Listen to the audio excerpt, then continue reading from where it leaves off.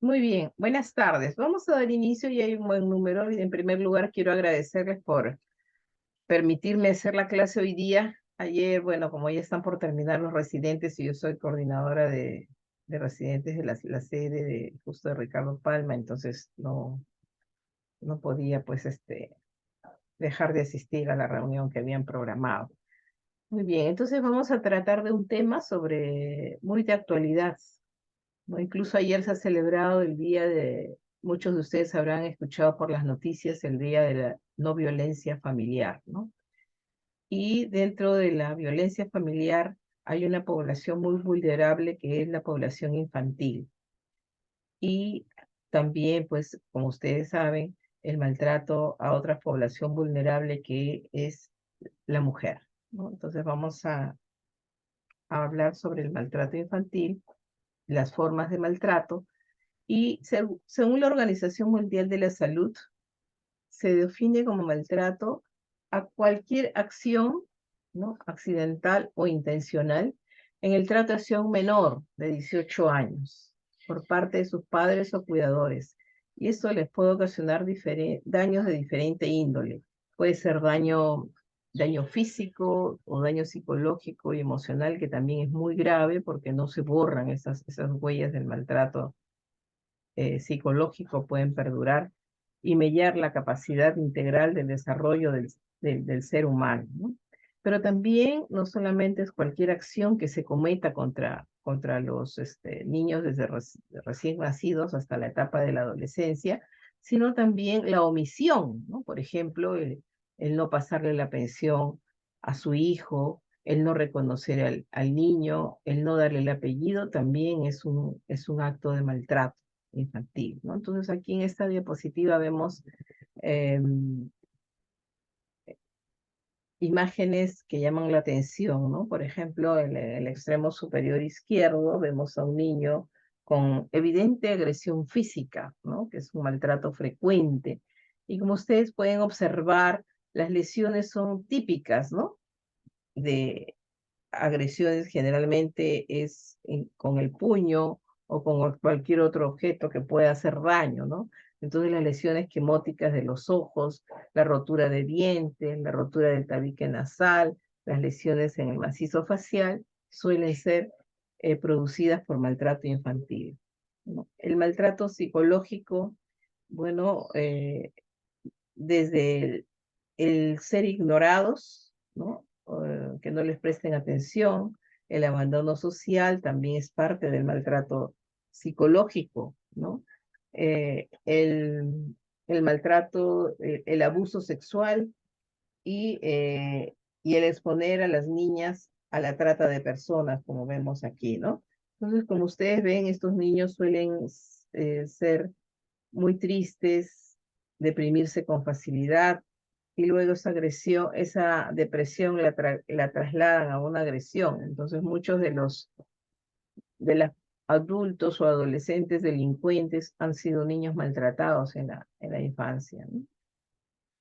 Entonces, si nosotros queremos clasificar maltrato físico, maltrato psicológico, emocional, la negligencia o abandono social, el abuso sexual, la explotación comercial, ¿no? El hecho, por ejemplo, de que muchas madres quieran que sus niñas participen en programas televisivos o en TikToks y las someten a dietas estrictas para que guarden una figura desde pequeñitas, ¿no? También la explotación comercial. Y el síndrome de Munchausen, que es el síndrome por poderes, que lo vamos a ver más a continuación. El maltrato infantil generalmente es producido por una persona que tiene poder sobre el niño, ¿no? Entonces, lamentablemente, muchos de los maltratadores son los propios progenitores y ocurre con frecuencia en el hogar o en la escuela o también en el entorno comunitario, ¿no? Entonces, en el hogar, los principales maltratadores suelen ser los propios padres o alguna persona que cohabite con el niño, que puede ser un hermano mayor, un hermanastro, un, un tío, hermano de alguno de los padres, abuelos, ¿no? Por ejemplo, hay abuelas, abuelos que pueden seducir a las niñas. En el colegio también hay profesores maltratadores. Y en la comunidad hay niños que también maltratan a sus propios congéneres, ¿no? Por ejemplo, aquellos que sufren bullying por ser un poco gorditos o por tener algún defecto físico, ¿no? Entonces, todos esos son tipos de maltratos. Y como les repito, esto altera el desarrollo biopsicosocial del niño, niña y adolescente, ¿no? Y en realidad es un problema generalizado a nivel internacional. Y las consecuencias de un maltrato físico pues pueden ser inmediatas, incluso llegando a provocar eh, consecuencias invalidantes o producir la muerte. Y a largo plazo, pues las alteraciones psiquiátricas, ¿no? Aquellos pacientes psicópatas o sociópatas también pueden tener historia de haber sido maltratados. Y esto constituye pues un problema tanto para la familia como para la sociedad. Lamentablemente muchos padres creen que tienen todo el derecho, ¿no? Relacionados a su patria potestad, en que pueden ejercer castigos físicos y dolorosos con la idea equivocada de corregir a los niños, ¿no? Entonces pueden agredirlos pues como ustedes ven en esa figura, ¿no? Y el niño trata de defenderse, pero lamentablemente es siempre el agresor tiene mayor fuerza, e incluso física, que el niño maltratado, ¿no? Y muchos padres creen que el castigo físico es una herramienta útil para disciplinar al niño, para corregirlo, para incentivarlo o motivarlo a que tenga un buen rendimiento escolar, ¿no? Según la UNICEF, 4 de cada 5 niños de nuestra región de las Américas sufren este tipo de agresión. O sea, aquí en América Latina, el maltrato físico con idea de disciplinar al niño es muy frecuente, ¿no? Ahora, desde el punto de vista legal, nosotros tenemos que ver que el niño, ¿no? Tenemos que tener un enfoque de que el niño tiene sus propios derechos, ¿no? Y que afortunadamente hay muchas leyes de protección al menor y que incluso ya desde hará unos 15 años se está enfatizando mucho en que los niños conozcan sus derechos, ¿no? Así como tienen que conocer sus deberes desde los primeros grados de inicial, ya les están haciendo conocer cuáles son sus derechos, ¿no? Y se les inculca que nadie tiene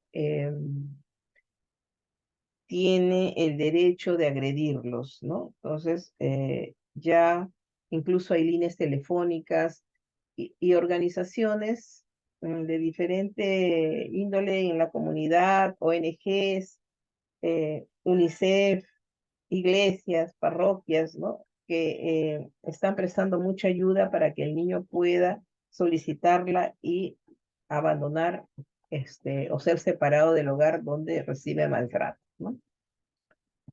Ahora, muchos de estos casos no aparecen en las estadísticas, ¿no? Porque los niños a veces no tienen saben que tienen derecho de no ser maltratados, pero no tienen ayuda para denunciar los casos, ¿no?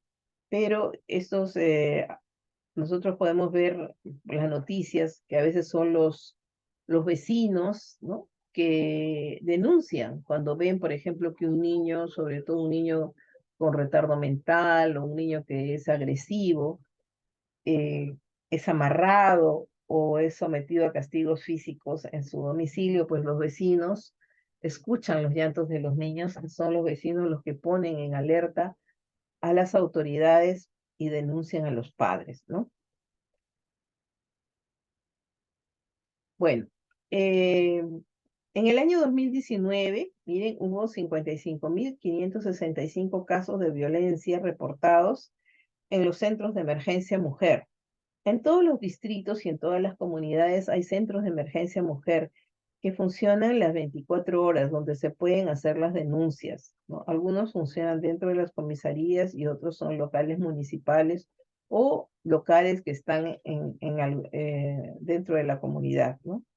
De estos 55.000 casos, 16.000 casos fueron de agresión física 25.214 de agresión psicológica, 12.000 casos de violencia sexual y 356 casos detectados como de violencia económica, ¿no? O sea, así como les dije al inicio, aquellos padres que no pasan la pensión a sus hijos, que no les pagan sus gastos, ¿no?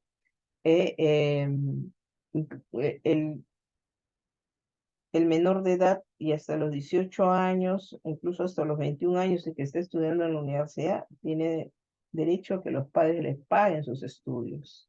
¿Bien? Ahora, los casos de violencia sexual se van incrementando, ¿no? Y esto va desde tocamientos indebidos hasta la concurrencia misma del acto sexual. Y como nosotros hemos visto incluso en época de pandemia, mire, este es antes de la pandemia, después de durante la pandemia, se incrementaron mucho los casos de abuso sexual intradomiciliarios, ¿no?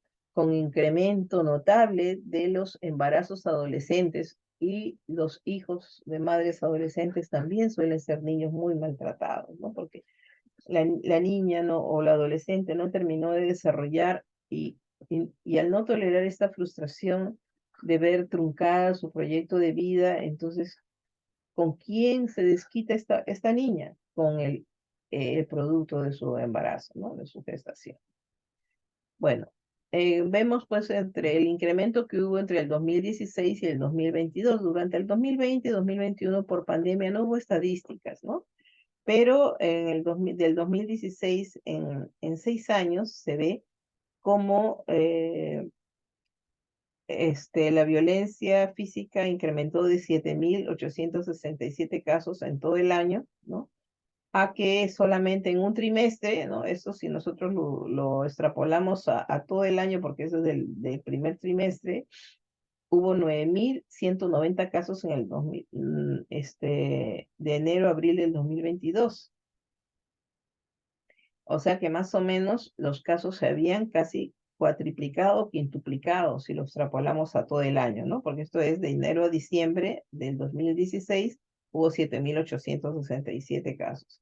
Y en el primer trimestre del 2022 hubo 9.190 casos denunciados a centros de emergencia mujer de violencia física. Y la violencia psicológica, eso sí, ya todo el año, 9.279 casos en el 2016 y en el 2022, 25.214. Miren, de los denunciados nada más. En cambio, pero hay muchos subregistros, ¿no? Y en el 2022 también, de enero a abril, 8.057 casos, ¿no? De atenciones en los centros de emergencia mujer. Estas cifras pues son muy alarmantes, ¿no? Y ahora, más del 50% de los casos que se atienden por violencia en menores de 18 años fueron violencia física y sexual, ¿no? Y el resto fueron violencia psicológica. Ahora, para el año 2019, esta encuesta ya es de ENARES, del Instituto Nacional de Estadística.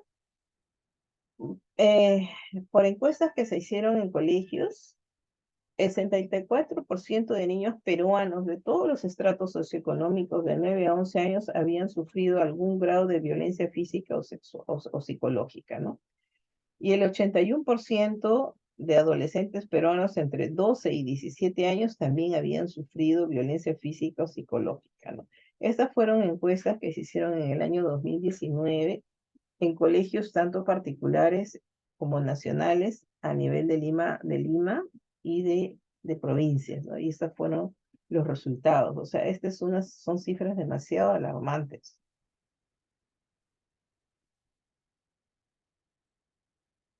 Bueno, y para el año 2017, 35% de adolescentes peruanos habían sido víctimas este, de violencia sexual. Y ahora eso ya hemos visto que para el 2022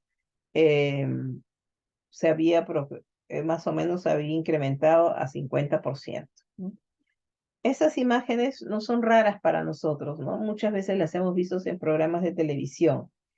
Por ejemplo, es el caso de un maltrato de un niño puneño de 8 años que fue agredido por su padrastro, por su progenitor, porque lo había hecho renegar, ¿no? Y vemos que ustedes saben que Puno, una ciudad tan fría, el niño pues estaba desnudo en la intemperie y con un látigo su propio progenitor lo estaba agrediendo porque lo había hecho renegar, ¿no?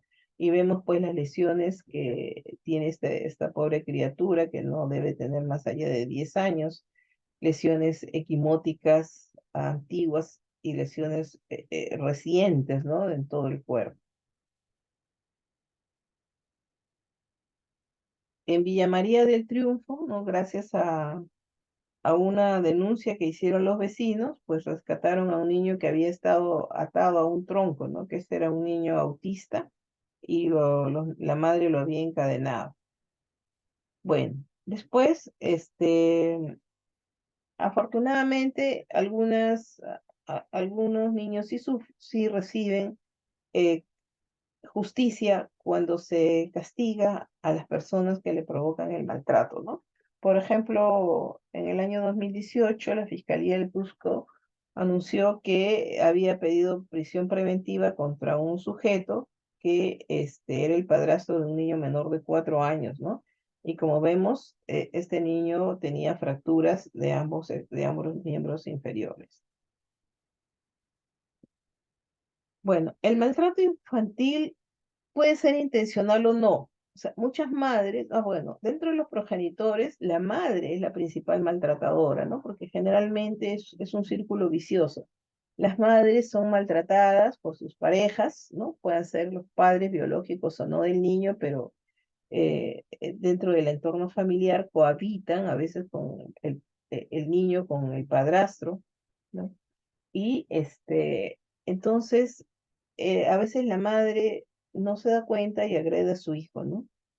Lo agrede tanto física como psicológicamente, porque muchos padres, sobre todo relacionados a una poca preparación educativa, eh, piensan que tienen todos los derechos sobre sus hijos, ¿no? Incluso de agredirlos. Ahora, el maltrato psicológico puede instalarse de manera subrepticia y silenciosa en numerosas familias, ¿no? O sea, por ejemplo, el padre que se acostumbra a criticar, ¿no? Y no llamarlo por su nombre, decirle, y este malcriado, este inútil, este bueno para nada, ¿no? Entonces se acostumbran a maltratar de esa manera. Y estos sujetos, cuando son adultos, han sido maltratados así de niños, eso lo repiten, ¿no? En sus descendientes. Y creen, pues, que es una conducta completamente normal, ¿no? Ahora hay factores de riesgo, algunos factores que son inherentes al niño. Los niños que nacen prematuros, como requieren más cuidados que los niños recién nacidos de término, pueden tener ser sujetos de mayor número de maltrato o maltrato de mayor intensidad, perdón, ¿no? Entonces, porque la madre a veces se siente con sentimientos ambivalentes, ¿no? Entonces, como que se siente culpable y responsable de la prematuridad del niño, y el niño pues el niño prematuro necesita que lo lleven a más controles, que lo lleven a sus terapias de rehabilitación y obviamente pues le da más trabajo a los padres, ¿no? Tanto al papá como a la mamá. Entonces, aparentemente ellos muestran mucha disposición, ¿no? Para llevar al niño, pero en el fondo sienten pues que les quita el tiempo de su descanso, de sus actividades, incluso muchos de los padres de los niños prematuros, sobre todo cuando es el primer hijo, se separan, ¿no? Y eso lo vemos nosotros que tenemos bastante población prematura en nuestro hospital. Este, las mismas madres nos van relatando que el papá se fue, ¿no? Porque la mamá se la pasaba todo el tiempo en el hospital, y el papá pues buscó otra pareja y decide formar otra familia, ¿no? Los niños que tienen malformaciones congénitas, igualmente, ¿no?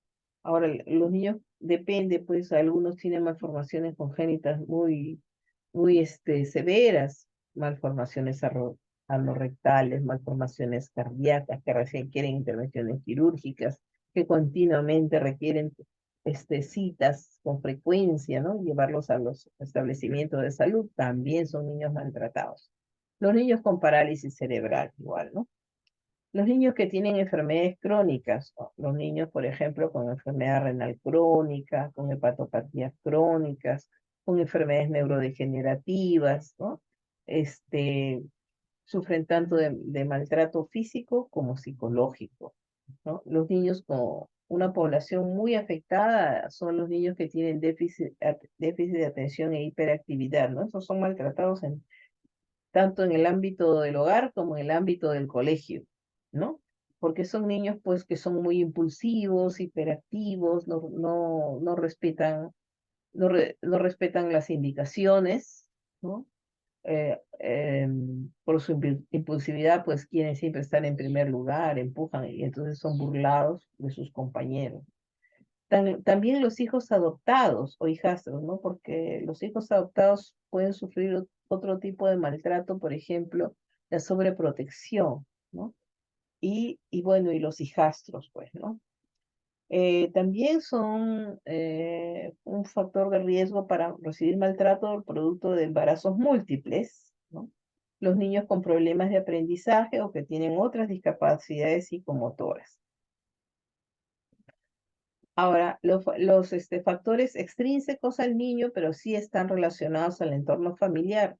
Aquellas familias que viven en estrés familiar continuo, ¿no? Por ejemplo, si el papá no trabaja o lo despiden del colegio, lo despiden del trabajo, la mamá de repente consigue un trabajo y tiene que levantarse en la madrugada, dejar las labores domésticas hechas antes de irse a trabajar. Entonces viven todos en un estrés familiar, ¿no? La violencia doméstica, ¿no? El papá que se siente maltratado porque lo despidieron del trabajo, se la descarga con la esposa y la esposa con los hijos, o los padres también con los hijos, ¿no? Los padres que han tenido antecedentes de maltrato también es un riesgo alto. Las poblaciones que tienen poca capacidad de controlar impulsos, ¿no? Y hay gente muy impulsiva, incluso adultos que no tienen autocontrol. La pobre tolerancia a la frustración. Después, los alcohólicos, los padres alcohólicos, los padres drogadictos, ¿no? El ser padre o madre soltera o padres separados, ¿no? La falta de educación y la pobreza económica.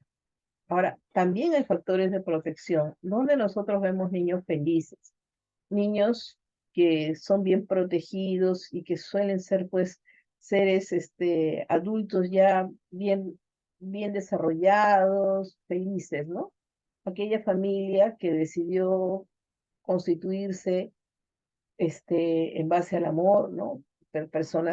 Parejas que se conocieron el tiempo suficiente, se amaron, se casaron y que luego desarrollan una familia bien constituida con relaciones funcionales armónicas, ¿no? Entonces, papá y mamá, así tengan mucho trabajo, ¿no? Pueden superar el estrés y salen a pasear con sus hijos, ¿no? Los acompañan en su desarrollo escolar, los acompañan en su, ¿no? No los abandonan durante sus estudios universitarios. Estos son factores de protección, ¿no? Aquellos embarazos deseados, cuando los niños pueden desarrollar vínculos muy sólidos, ¿no? Con un familiar adulto. A veces los padres trabajan, pero si estos niños desarrollan vínculos muy sólidos con los adultos que tienen a su cargo, ¿no? Por ejemplo, yo me acuerdo que yo vivía en Chaclacayo, lejos acá, mi papá y mi mamá trabajaban en Lima, mi papá médico, mi mamá asistente social, pero tuvimos la suerte de tener una abuela, mi abuela materna, era una persona muy sabia, ¿no? Y nos reunía a los cinco. Somos cinco hermanos, ¿no? Entonces, mi abuela era pues la que realmente reemplazaba a la figura materna y era una persona buena, eh, y supo mantenernos a los cinco hermanos unidos, ¿no? Y ahora nosotros somos una familia muy unida, ¿no? Entonces siempre, a veces los padres pues tienen que trabajar, pero hay un adulto que se hace responsable. Cuando dentro del entorno familiar no hay círculos ni de violencia, ni drogadicción, ni alcoholismo, ¿no? cuando los padres han recibido buena atención durante su infancia. Y los niños sanos y que no tienen dificultades de aprendizaje ni alteraciones de desarrollo, también pues son factores de protección. Y un niño, por ejemplo, que no tiene problemas, que nace bien, que nace de una pareja bien constituida, que papá y mamá desarrollan su proyecto de vida, que el niño no tiene ningún problema, ninguna enfermedad crónica, que es un niño sano, ¿no? Que no tiene dificultades en su desarrollo, en su aprendizaje, generalmente pues es un niño que nunca recibe maltrato infantil. Bueno, aquí es para lo que ya les he dicho, ¿no? Que a veces los padres castigan a sus hijos incluso dejándolos sin comer, ¿no?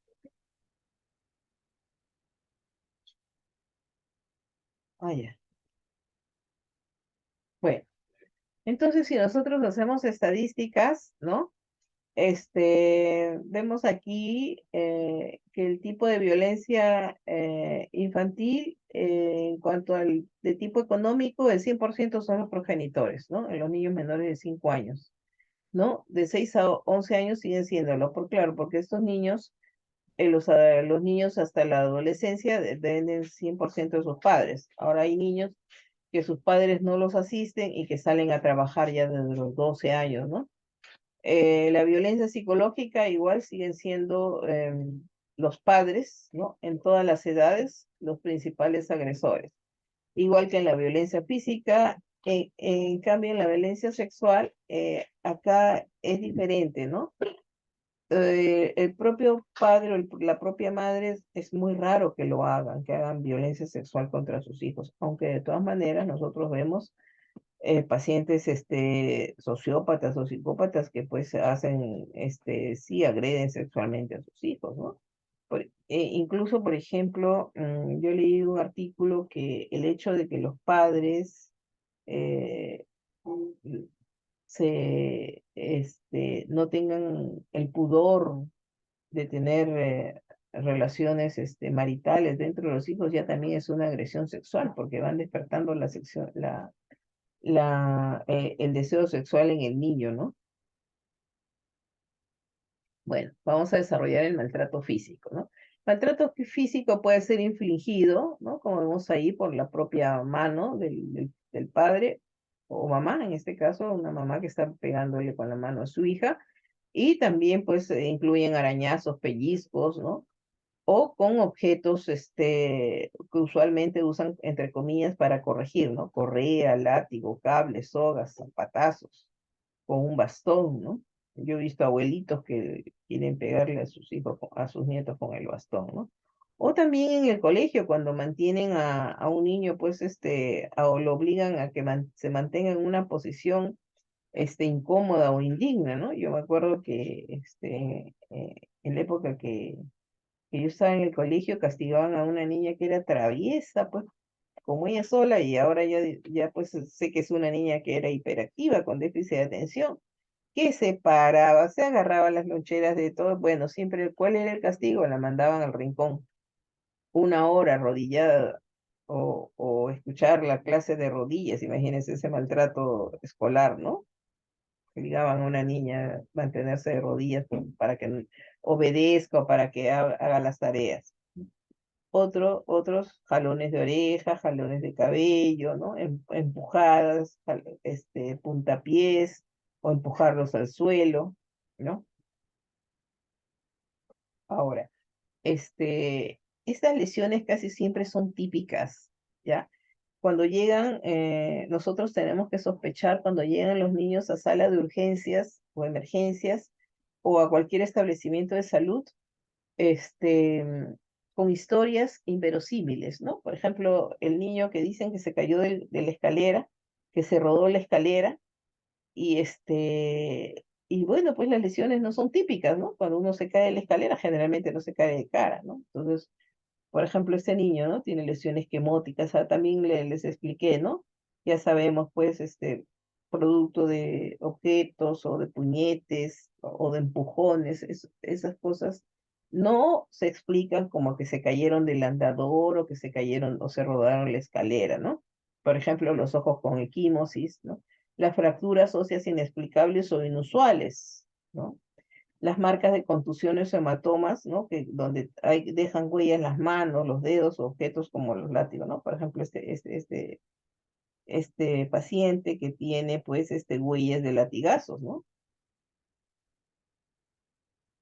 Ahora, este, mm, esas son típicas, pues, lesiones de agresiones, de maltrato, ¿no? Ya nosotros, ustedes también van a conocer, ¿no? Esto es, poco probable que el niño se golpee. A veces dicen, no, se estaba corriendo y se golpeó contra la silla, ¿no? Esto no produce una caída en el piso accidental o no produce el golpe con una silla, ¿no? Entonces, a veces, eh, producto de las sacudidas, a veces el niño desarrolla cuadro de hipertensión endocraniana, ¿no? Entonces pueden tener fontanelas prominentes, las suturas separadas. También podemos encontrar huellas de quemaduras de cigarrillos, ¿no? En las manos, en los brazos o en las nalgas del niño. Antes, cuando yo hacía mi residentada en el Hospital del Niño, aquellos niños que sufrían de enuresis o de encopresis, ¿no? Tenían los padres, sobre todo procedentes bueno, de nivel educativo muy bajo, que llegaban los niños que los habían sentado en ladrillo caliente o que le habían puesto un paño caliente, que lo habían calentado con la plancha sobre sus glúteos para que no dejen puedan lograr controlar sus esfínteres anales, o sea, para que no tengan encopresis, ¿no? También se puede encontrar marcas de estrangulación con la mano alrededor del cuello. Después, aquí tenemos, por ejemplo, ¿no? Que de repente una niña que sufre de anorexia y le quieren quemar la boca con una cuchara caliente que le están calentando con una vela. O marcas de mordeduras humanas, ¿no? O que el niño llegue a emergencia con una pérdida inexplicable del conocimiento. O que tengan marcas, pues, de cadenas sobre las rodillas o los tobillos, las rodillas, los tobillos o las muñecas, ¿no? Bueno, hay fracturas que son de alta especificidad de maltrato, ¿no? Que son las fracturas que se denominan como en asa de balde, que son las fracturas de las metáfisis, ¿no? Fracturas de las esquinas, ¿no? Como se ven acá en asa de balde, ¿no? Acá. También las fracturas de los arcos costales, cuando lo han empujado, ¿no? O fracturas de la escápula, o fracturas de las apófisis espinosas y las fracturas externales, ¿no? Eso que le han tirado un puñete o que han estrellado al niño contra la pared o que le han tirado una silla, ¿no? Fracturas oblicuas, ¿no? Oblicuas en la diáfisis proximal y fracturas las que hemos visto, ¿no? En asa de balde, ¿no? En la metáfisis distal del mismo hueso. Por ejemplo, este niño tiene doble fractura.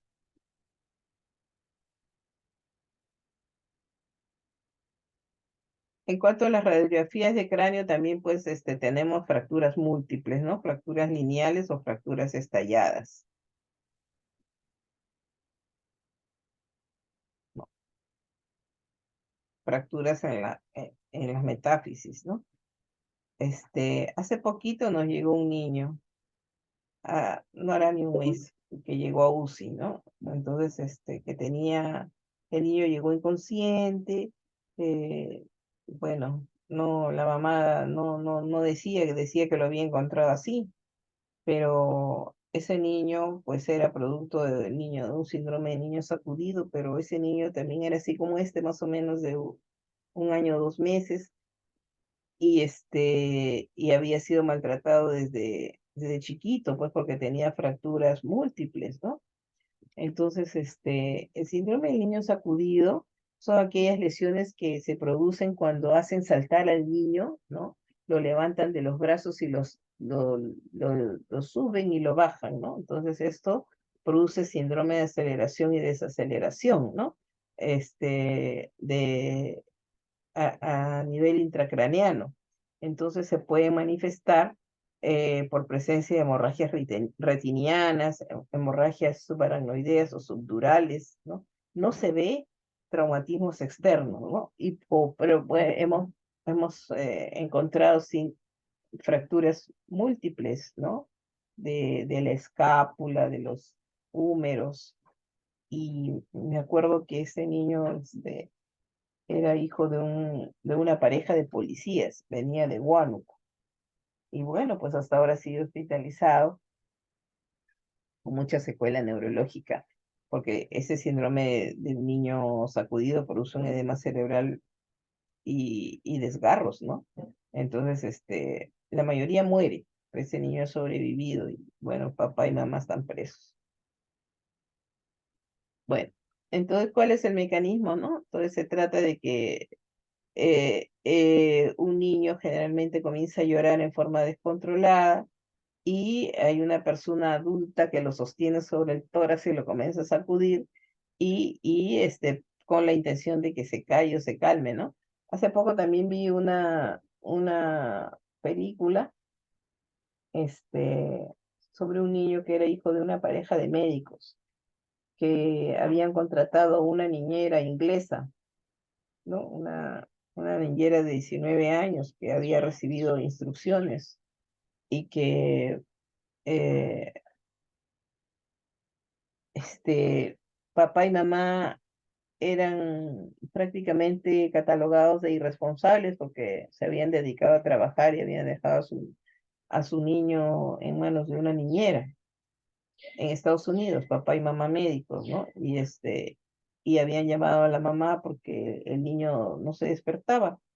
Entonces, bueno, lo llevan a emergencia y se dan cuenta pues que es un síndrome de niño sacudido y que la niñera era la que lo había sacudido. Entonces, lo que se produce, como les repito, es un mecanismo de aceleración y desaceleración del cráneo y se lesionan las venas pontinas, ¿no? Entonces ahí se desarrolla gran edema cerebral. Bueno, en cuanto al maltrato psicológico, entonces, ¿no? Los padres, ya como les digo, tratan sobre todo cuando los niños no se desarrollan como quisieran los padres, ¿no? Que no cumplen sus expectativas. Entonces lo catalogan de tontos, inútiles. Entonces, por ejemplo, el niño en vez de alegrarse de que ya viene su papá, dice que miedo y viene mi papá, ¿no? Porque los padres pues pueden desarrollar hostigamiento verbal en forma crónica, ¿no? Siempre se van a dirigir a sus hijos pequeños o adolescentes. Nunca les pueden hablar de buena forma. Los gritan, los insultan, los humillan, los ridiculizan delante de otras personas, ¿no? Y obviamente son muy indiferentes, ¿no? No les dan el afecto que requiere un niño, nunca les dan un abrazo. Y entonces el rechazo, pues el niño lo siente, ¿no? O incluso el niño se acerca para que les hagan cariño. Y como estos padres generalmente han sido maltratados, también los rechazan, ¿no? Rechazan el cariño, ¿no? Otra forma de maltrato emocional es que amenacen con abandonar el hogar, ¿no? Los padres dicen, me voy de esta casa. Y los niños pues se quedan aterrorizados porque la mamá les dice, se va tu papá, ¿quién nos va a mantener? Nos vamos a morir de hambre, ¿no? Y entonces se quedan los niños pues aterrorizados. O también que personas que tienen al cuidado de sus niños los asusten con fantasmas o con espíritus malignos, ¿no?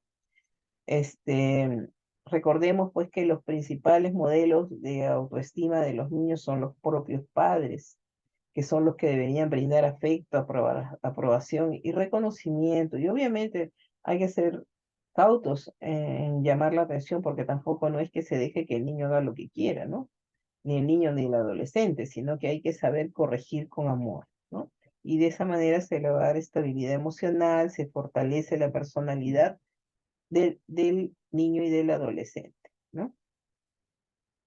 La indiferencia y el abandono social, pues son unos tipos de maltrato, ¿no? Y esos niños, pues, se les ve siempre tristes, ¿no? Ahora, incluso los que han ido a hacer votar con nosotros, ven cuántos niños se hospitalizan por depresión, ¿no? Y tienen que tomar antidepresivos. Cuando yo hacía mi residentado, no veía eso, ¿no? Pero ahora la depresión infantil es muy frecuente. Los intentos de suicidio en niños y todo relacionado al maltrato psicológico que sufren dentro del hogar, ¿no? Bueno, cuando hay un abandono por negligencia, los aspectos más afectados son la alimentación, ¿no? Por venganza, a veces la pareja se separa y el papá le quita la pensión, ¿no? Y no le dan de comer al niño. No les compran su vestimenta adecuada, sus productos de higiene, no los llevan a sus consultas, no los llevan a sus vacunas, ¿no? Dejan de hacer una supervisión y vigilancia y no los mandan al colegio, ¿no? Por ejemplo, un niño que no tiene buen rendimiento escolar, el principal castigo del papá, y bueno, pues ya no vas al colegio, te quedarás burro. Y eso es otro maltrato, ¿no? Al contrario, al niño hay que enviarlo a ver al psicopedagogo y que reciba su tratamiento psicológico, porque de repente ese niño por algo tiene mal rendimiento escolar. Hay que buscar la causa, ¿no? Muchos de estos niños maltratados, sobre todo de hogares de extrema pobreza, se escapan y forman pandillas, ¿no? Y pues pueden sobrevivir así juntos, ¿no? Y bueno, cuando son pequeñitos se asocian y el niño naturalmente tiende a vivir en sociedad, ¿no? Y se apoyan entre ellos. Ya más bien la maldad viene cuando ya han crecido, ya están de 10 a 12 años. Pero estos chiquititos de 7, 8 años que los botan de su casa, suelen pues subir a los micros, a pedir limosna, hacer canciones, pero a veces detrás de estos hay un adulto que los explota, ¿no? Y bueno, ya más de 11, 12 años ya aprenden a robar, ya se vuelven pandilleros, ¿no? Bueno, en cuanto al maltrato sexual, como les dije desde el inicio, puede presentarse desde tocamientos indebidos, ¿no? Hasta la consumación del acto sexual, ¿no? La violación. Eh, el abuso sexual, entonces, generalmente se lleva a cabo por un niño que puede ser por un niño, ¿no? Mayor, por un adolescente. A veces hemos visto primos que violan a niñas, y no muy mayores, ¿ah? Primos de 14 años que violan a niñas de 11, 12 años. Hace poco tuvimos el caso de una adolescente, y que lamentablemente la mamá de la niña se había ido al extranjero y lo había dejado al cuidado de la tía. La tía, o sea, y vivía la tía, la niña y el primo de la niña. Y el primo de la niña era hijo de la hermana de la mamá. Y ese es el niño de 14 años que violó a la niña de 11 años, ¿no? Y bueno, y cómo se comenzó a traducir esa depresión de la niña. Quiso suicidarse, ¿no? Entonces, ingresó al servicio con intento de suicidio. Haciendo bien la historia, y justamente fue uno de los alumnos, ¿no? El que le obtuvo la información. Y me conversa, pues, la niña le había contado, la adolescente le había contado a esta alumna, que su primo la había violado, ¿sí? Ahora, las relaciones sexuales, pues, son todos los tipos de los actos sexuales, ya consumados, ¿no? Y también es parte del abuso sexual como obliga al niño a ver imágenes pornográficas, ¿no? Tanto en el celular, películas, para que obligarlos a tomarse fotos, todo esto son abusos sexuales, ¿no? Bueno, las formas más comunes son el incesto, la violación, la vejación y la explotación sexual, ¿no? Este, También incluye la seducción verbal, ¿no? Porque a veces hay seductores, ¿no? Como ustedes han visto, que son adultos que se hacen pasar por niños de la misma edad y pues mandan imágenes por videollamadas, etcétera, ¿no?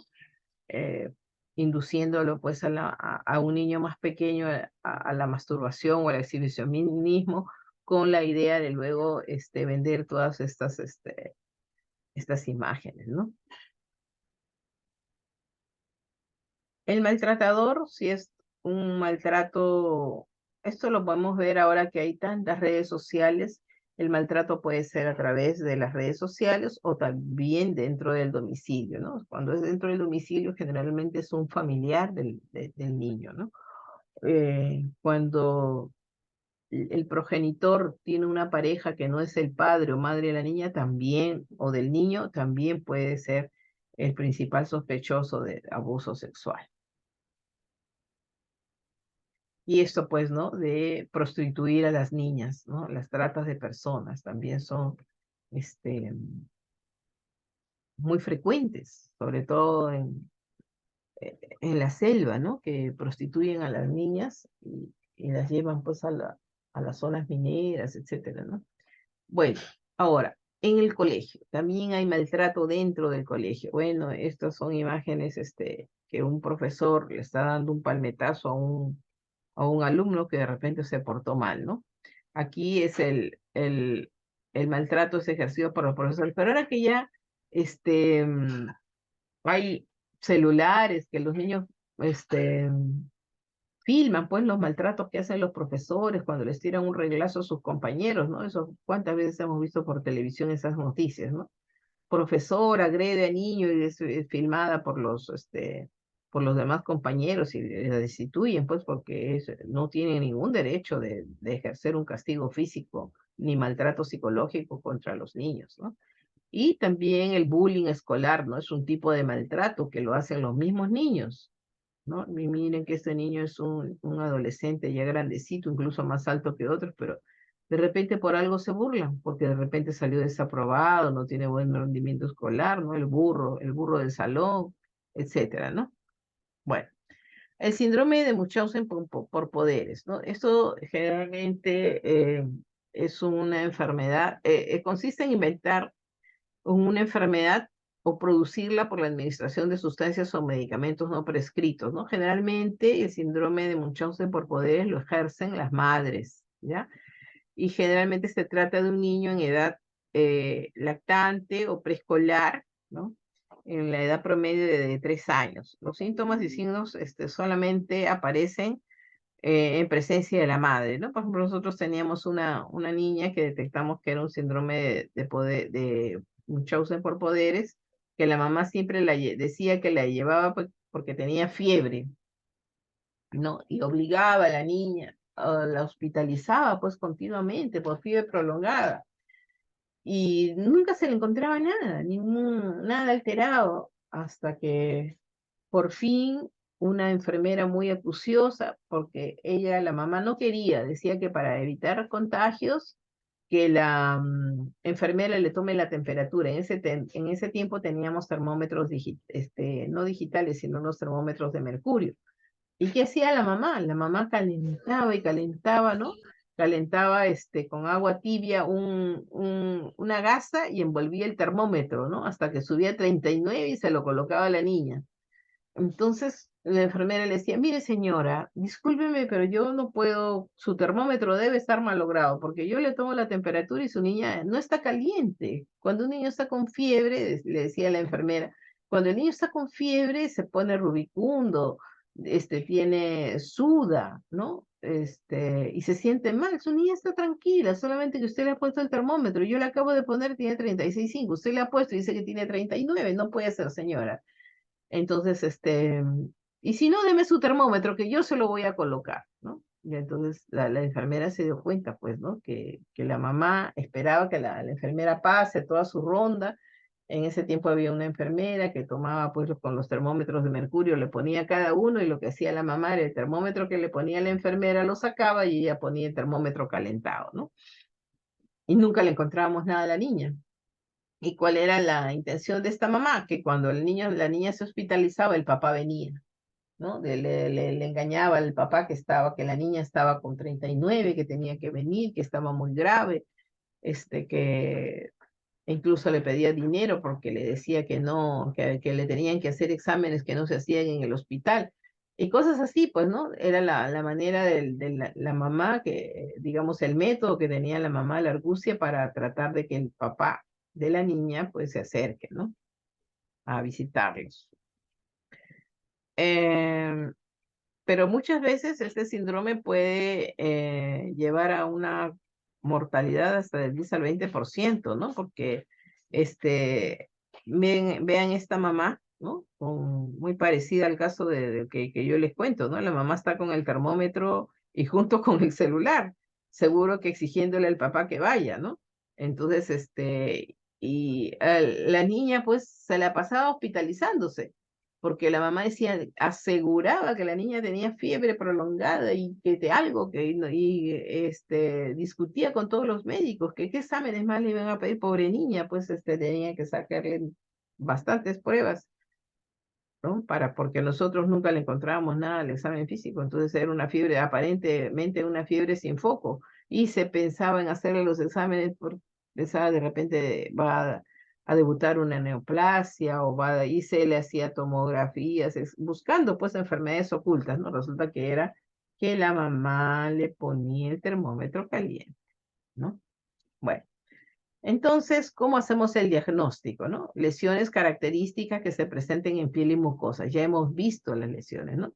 El niño generalmente se presenta con falta de cuidado, falta de higiene, puede tener retraso pondoestatural o tener estados carenciales, puede tener déficit motor, trastornos de comportamiento. Por ejemplo, a veces llegan niños pues que tiene abandono social dentro del hogar, ¿no? Y no lo estimulan, e incluso pueden ser, presentan retardo del desarrollo socioemocional también, ¿no? Este, o también cuando hacen el síndrome de Munchausen por poderes, pues son niños que visitan un montón de hospitales, ¿no? Eh, Siempre hay cuando hay sospecha de maltrato infantil, no podemos dejar que el niño se vaya sin un seguimiento adecuado, ¿no? El enfoque, vamos a ver más adelante, es multidisciplinario y tenemos que tratar de detectar si hay factores de riesgo, ¿no?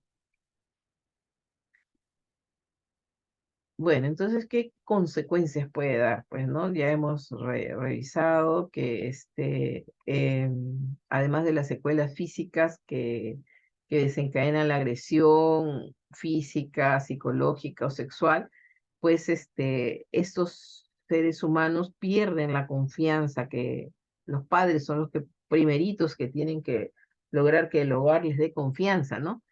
Y entonces eso se traduce por un rendimiento académico bajo, repitencia escolar o deserción escolar, ¿no? El niño suele estar deprimido, como hemos visto las figuras, ¿no? Los niños siempre están tristes, desarrollan baja autoestima, ¿no? Incluso ya dejan de cuidarse, ya no les gusta bañarse, no se pueden poner la ropa, les da igual, ¿no? Todos son síntomas de depresión, ¿no? Aparte de las lesiones típicas que hemos visto, bueno, las secuencias cognitivas tienen retardo trastornos de aprendizaje, trastornos de sueño, pueden presentar también trastornos psicosomáticos, por ejemplo, dolor abdominal que no existe, ¿no? Muchos ya desarrollan con el tiempo comportamientos suicidas o comienzan a autoinfligirse daño, ¿no? Se cortan las venas, se cortan, así hemos visto niñas con huellas de que se han cortado, querido cortar, desangrar, etcétera, ¿no? Niñas y niños. Entonces, la prevención, pues, requiere un abordaje multisectorial, ¿no? El rol del pediatra es muy importante, ¿no? Entonces, nosotros los pediatras y todos aquellos, aunque no lleguen a ser pediatras, cuando ustedes hagan sus serums o su internado, tienen que poner mucha atención cuando llegue un niño con estas características como las hemos descrito, ¿no? Y hay que hacer un diagnóstico oportuno, pues, para evitar que se llegue a daños mayores, ¿no? Y hay que saber orientar a los padres. Entonces, la prevención primaria está dirigida a la población general, ¿no? Hay que evitar factores de riesgo, ¿no? Hay que difundir los derechos del niño, hay que hacer intervenciones en las escuelas para padres. Se dicen que nadie nace ni nadie es formado para ser padre. Entonces, estas escuelas de padres que se desarrollan son muy interesantes, ¿no? Incluso yo pediatra, cuando iba a la escuela de padres, aprendía muchas cosas, ¿no? Experiencias de otros padres de familia, experiencias de profesores ya mayores con bastante experiencia, ¿no? Hay que favorecer los factores protectores, ¿no? Hay que promover los valores de autoestima en la infancia, prevenir el embarazo adolescente, y todos tenemos que decir no al maltrato infantil, ¿no? Siempre educar al niño para que sepa cuáles son los tipos de maltrato y que los pueda denunciar. Ahora, la prevención secundaria, hay que buscar los factores de riesgo, ¿no? Tenemos cada vez que vaya el niño a la consulta, tenemos que ver cuál es la conducta del padre o de la madre con ese niño, ¿no? Entonces tenemos que evaluar el grado de afectividad que demuestran los padres hacia los hijos, ¿no? Porque muchas veces yo cuando hacía consultorio en el hospital, veía pues que las mamás les pellizcaban, querían que se sienten y le daban unos pellizcones, o le jalaban el cabello, ¿no? O le decían, quédate quieto. Y bueno, el niño generalmente pues no es quieto, ¿no? No se sienta como un adulto en la consulta. Son pocos los niños disciplinados que obedecen órdenes, ¿no? Y que saben componer el niño, pero a los 5 o 7 minutos ya se aburrió mientras hace la mamá, da los datos, el niño se va, se podía jalar el estetoscopio, ¿no? Que es lo que hacen los niños, o van y prenden las lámparas, pero bueno, hay formas de tratarlos, ¿no? Por ejemplo, yo le decía, niño, quédate tranquilo, no me malogres la lámpara, no me malogres la linterna. Pero los padres, quédate quieto, les dan pellizcones y todo, entonces eso, uno no puede permitir ese tipo de maltratos, ¿no? Entonces, hay que saber orientar a los padres que sí tienen que tener autoridad, pero hay que saber combinar la autoridad con el afecto, ¿no? Y obviamente, pues muchas veces hay que mandar al padre a psicología, al niño y al padre para que los oriente la psicóloga, ¿no? Cómo pueden desarrollar, que haya una buena armonía, ¿no? Y la prevención terciaria, pues cuando ya hemos detectado a un niño maltratado, ya es una intervención multidisciplinaria, ¿no? Ah, en cuanto al equipo médico, interviene pues el pediatra, que es el diagnóstico, el psiquiatra, muchas veces estos niños requieren medicación antidepresiva o antipsicótica, y el médico legista, que va a detectar los daños que ha sufrido el niño, tanto a nivel físico, psicológico, o si sufre agresión sexual. En cuanto a la rehabilitación, debe ser rehabilitado la víctima y también el maltratador, ¿no? Porque el maltratador generalmente es una persona que no es normal, pues sufre. Muchas veces son personas que tienen bastante sufrimiento, ¿no? Y participan pues los educadores, los psicólogos, los terapeutas, la policía, que es donde tenemos que hacer las primeras denuncias, los trabajadores sociales y los jueces de menores, que a veces pues ya le tienen que quitar la patria potestad cuando en el hogar no se le puede asegurar que el niño deje de ser maltratado, ¿no? El 25 de abril es el Día Internacional de la Lucha contra el Maltrato Infantil, ¿no? Entonces todos tenemos que colaborar. Hay leyes, ¿no? Pero a veces no se cumplen, pues, ¿no? Ven la cara de este niño, ¿no? Deprimido, completamente triste, con huellas de haber sido maltratado, ¿no? Con cicatrices. Entonces dice un stop al maltrato infantil. Las leyes de protección al menor datan desde mucho tiempo atrás, ¿no? Desde el siglo XVIII en Europa comenzaron ya a pensar en las leyes de protección al menor. Aquí en el siglo XX, ¿no? Ya se hizo en la ONU, ¿no? En 1959 se consideró que el maltrato infantil era un delito y era un problema que ocasionaba profundas repercusiones psicológicas, sociales, éticas, legales y médicas. Miren, o sea, siglo XX, ¿no? 8 países de América Latina y el Caribe ya cuentan con leyes específicas, incluyéndonos nosotros, pero igual, pues, por más que hayan leyes, lamentablemente no se difunde y muchos padres siguen ignorando esa ley de la protección del menor, ¿no? La ley del niño, niña y adolescente está consignada en la ley 26260, que es la ley de protección frente a la violencia familiar. Ayer ha sido el día de la no violencia familiar.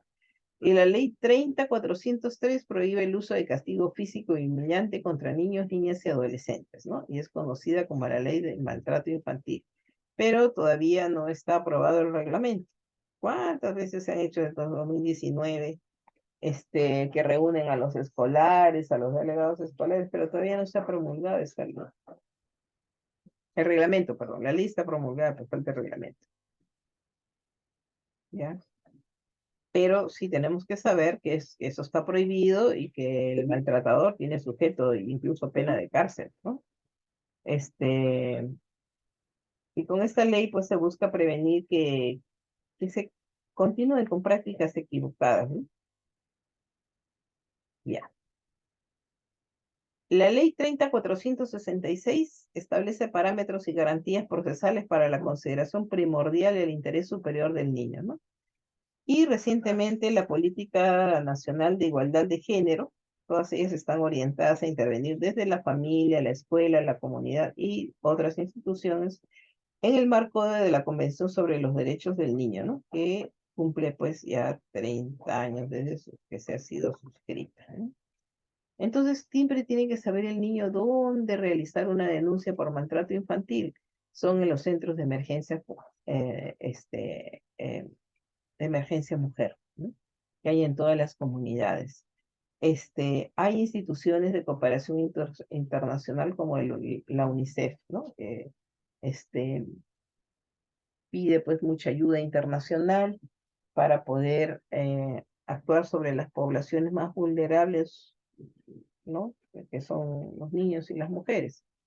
Este, ¿qué instituciones gubernamentales hay? Las de MUNAS, ¿no? Que son comunitarias. El Instituto Nacional de Bienestar Infantil y Familiar, que es el INABIF, la Policía de Menores, que tiene su centro sus centros donde recogen a los niños que han sido abandonados, el Ministerio de la Mujer y Poblaciones Vulnerables, que participa mucho, ahora tiene mucha participación, ¿no? Y el Ministerio de Salud. Hay varias ONGs, por ejemplo, la Acción por los Niños, ¿no? Y PRODES, la Fundación de Ayuda a Niños y Adolescentes en Riesgo, que es ANAR.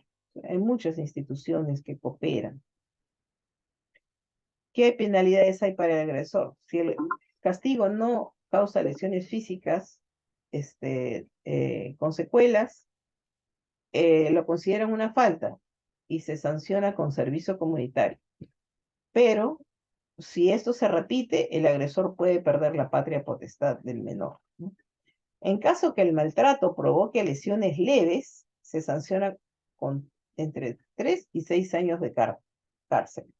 Y si el maltrato causa lesiones graves o invalidantes, las penas de cárcel se establecen entre 5 y 10 años. Ahora, en el caso que las lesiones graves hayan sido causadas por un progenitor, la sanción puede aumentar a 14 años de cárcel. Además, el padre pierde la patria potestad. Las anomalías psíquicas permanentes que puede sufrir un menor de edad producto de los maltratos infantiles también se considera una lesión grave y se sanciona con la misma pena de cárcel. Ahora a los niños los llevan a hacer sus estudios psicológicos, ¿no? En la Fiscalía de la Familia y les hacen seguimiento. Entonces, si el niño quedó con secuelas graves, el papá puede ser detenido o la mamá y puede ser, tiene su sujeta de cárcel, ¿no? Entonces, desde el año 2009, ¿no? Más de 15 años, se hace la prevención del maltrato infantil, ¿no? Entonces, en todos los años, en abril, se hacen campañas, sobre todo en los colegios, ¿no? Y los niños salen a marchar con sus cartelitos, ¿no? Al maltrato infantil. y el lema de es Atrévete a criar con amor. Este es el lema del 2019, antes de la pandemia. Bueno, aquí les iba a relatar un caso, ya para finalizar. Tuvimos un informe de auditoría de un caso, ¿no?, que se atendió en el hospital en el 2009. Y bueno, la recomendación de la auditoría era que se imparta conocimiento sobre maltrato infantil entre los profesionales de los servicios de pediatría y el Hospital Rebeliat y se realice coordinaciones multisectoriales para la capacitación del personal, ¿no? Se trata de un niño de 1 año 10 meses que era natural y procedente de Lima, de Villa El Salvador. Tenía una cardiopatía congénita, era portador, ¿no?, y relacionado con una cardiopatía, una malformación congénita, ¿no? Aparentemente, el motivo de la atención es que la madre dice que el niño, que tenía 1 año 10 meses, sufre atragantamiento con un chicle, ¿no? Que, imagínense, de 1 año 10 meses le habían dado un chicle y que el niño se había atragantado. Entonces, que en esto de que ellos pensaban, ¿no?, botarle el chicle, lo inducen al vómito, ¿no? Y dicen que de ahí ya el niño, como no lograron sacarle el chicle, el niño dejó de respirar, se asfixiaba y comenzó a tener compromiso de sensorio. Entonces lo llevan a una posta médica, no lo ven que el niño está ya con compromiso de sensorio y lo derivan al hospital Uldarico Roca, ¿no? Al hospital Uldarico Roca ya llega el paro cardiorrespiratorio, ahí lo intuban y lo transfieren al hospital Rebagliati y lo llevaron con un resucitador manual. Esto fue en el 11 de febrero del 2017, ¿no? Y obviamente es recibido en la unidad de shock trauma de emergencia pediátrica y luego ingresa a la unidad de cuidados intensivos pediátricos, ¿no? Al examen físico encuentran con una frecuencia cardíaca de 117, frecuencia respiratoria de 30, una hipotensión con una presión de 68,30, saturando 100% porque estaba intubado y ventilado con resucitador manual. Este niño tenía, al año 10 meses, tenía 12 kilos y llega pues en muy malas condiciones, ¿no? Intubado, con palidez marcada de piel y mucosas, con pupilas puntiformes y le habían colocado sonda nasogástrica que tenía drenaje borráceo, ¿no? Los pulmones tenían plexación muy disminuida, los ruidos cardíacos estaban rítmicos, ¿no? Y tenía su soplo sistólico 2/6. El abdomen estaba distendido y ruidos vibratorios ausentes, ¿no? Se sospecha de un traumatismo abdominal cerrado, ¿no? Y llega con el diagnóstico de postparo cardíaco, choque hipovolémico, y hemoperitoneo, traumatismo esplénico, hepático y perforación intestinal, ¿no? El paciente lo someten a la aparatomía exploratoria, le realizan lavado de cavidad, revisión de hemostasia, le hacen la rafia y la anastomosis, tenía laceración hepática, laceración esplénica, ¿no? Y perforación intestinal, pues le resecan ese intestino y le hacen una anastomosis duodeno y ayunar, término lateral, ¿no? Le colocan un packing hepático por la rotura hepática y este niño pues ingresa el 12, ¿no? Y fallece el 15 de febrero. O sea, 3 días sobrevivió. Eh, Como el niño llegó en paro, ¿no? Bueno, por los traumatismos que había presentado, pues, ¿no? Traumatismo abdominal cerrado, pero también tenía un traumatismo craneal, un cráneo encefálico. Entonces el estudio tomográfico reveló fracturas óseas múltiples, ¿no? Recientes y antiguas, y que presentaba hemorragias intracraneales. Y se hizo la sospecha de maltrato infantil, ¿no?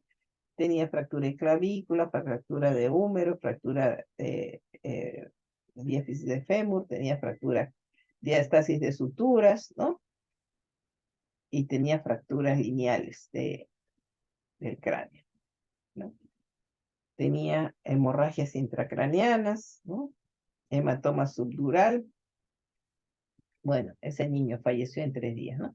Entonces, fue un caso pues muy, muy triste, entonces nos pidieron que el departamento de pediatría haga la difusión porque ¿qué pasaba antes de esto? Eso ha sido en el 2017, ¿no?